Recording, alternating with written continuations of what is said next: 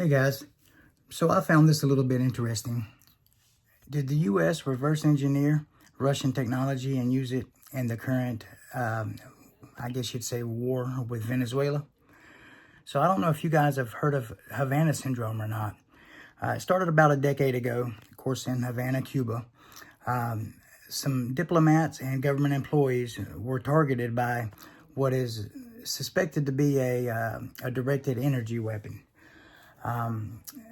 These people had neurological symptoms such as headaches, nausea, vomiting, vertigo, and even traumatic brain injuries in some cases.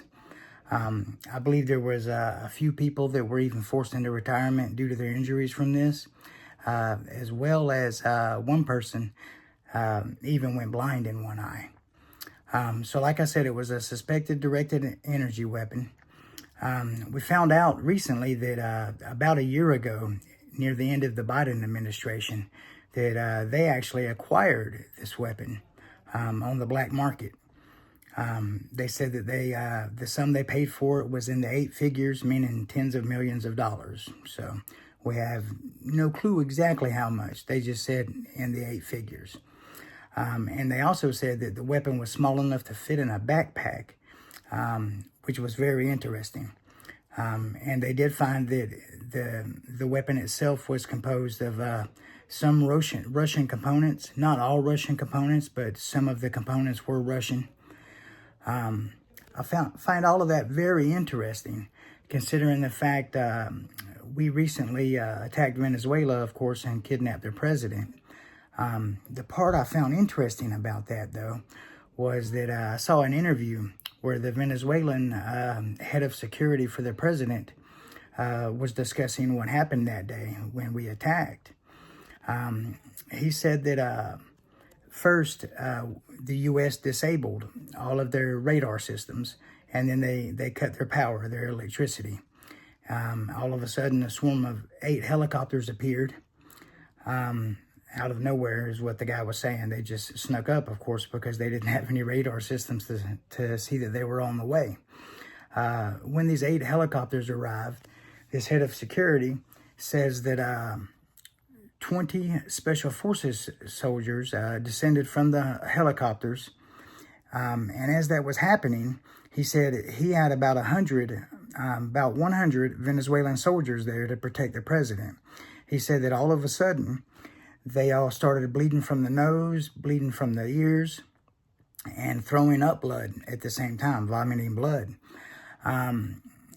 They were basically disabled at that point. They couldn't do anything. Then the Special Forces soldiers, of course, descended on them, killed every single one of them, and not a single loss on the U.S. side. So it worked. It's very interesting, though, that we use this weapon. There's been no word from the U.S. government as to what this weapon was or anything, just this one account from the head of security for President Maduro. So what I find interesting, though, is that about a year ago, we acquired this weapon on the black market that was being used against some of our own people. And then here we are a year later, and now we're using something very similar on the battlefield. So my question is this.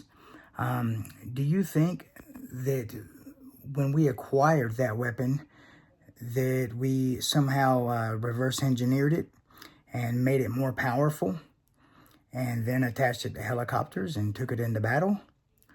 Or do you think the other possibility, I guess, that we already had the tech available, which I would think we probably did, and just didn't announce it to anyone. But do you think we already had the tech available and we purchased that weapon off of the black market just so that it couldn't be used against us anymore?